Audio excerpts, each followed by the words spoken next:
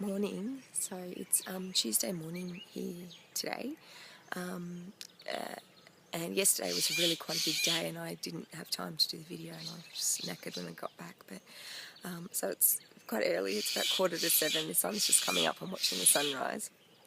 I'd like to show it to you, but it doesn't show in this camera.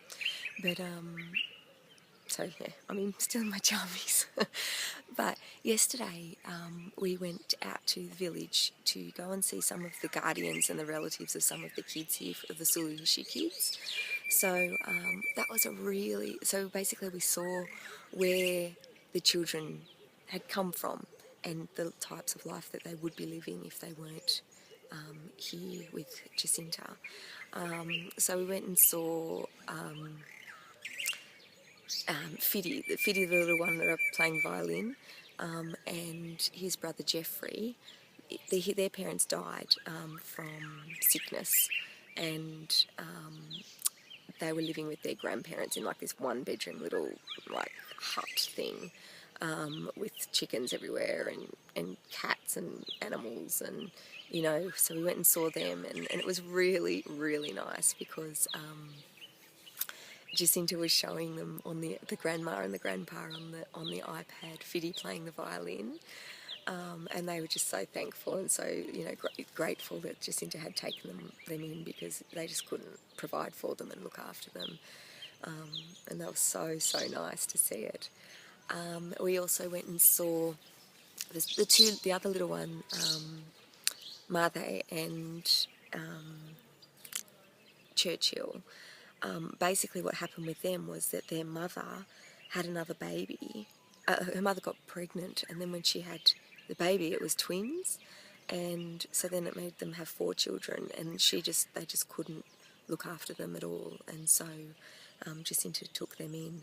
Anyway, so we went and saw the twins out at the farm, and they're doing so well. It was so, like, they just look like their little brother and sister, and like Mother is just like the spitting image of her little sister, but a little bit chubbier, a bit healthier. But what was really interesting to see, and what was so fabulous, was that Lita had been out to the village like 2 years ago, and she just said she could not get over the difference in the men that she had met, because by taking those 2 children, like the dad of the 2 that we've taken, by taking those 2 children off his chest, he's been able to breathe again, and he's now planning for his future, and he's bought land, and he's doing all this stuff, and to plan for when he can get those kids back. And I think that's the difference. Like, Jacinta's not interested in getting orphans and taking them away from family and making them spoilt brats in Kisumu.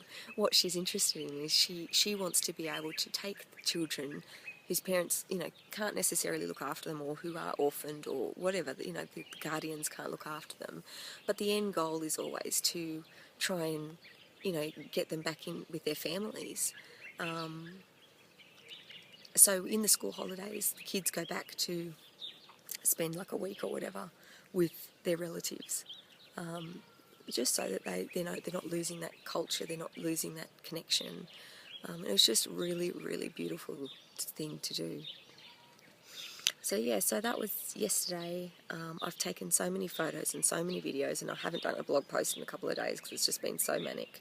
So when we drove yesterday, the drive out to the village was like 3 hours each way, and it's really like quite remote. So yeah, so that was quite a big day and quite knackering. Today we're going into the slums because I'm still doing this project where I'm comparing and contrasting children. So I got a few of those images yesterday, and I will continue with that today, and we'll get on to all the other stuff as soon as I can. It's just been a hectic few days.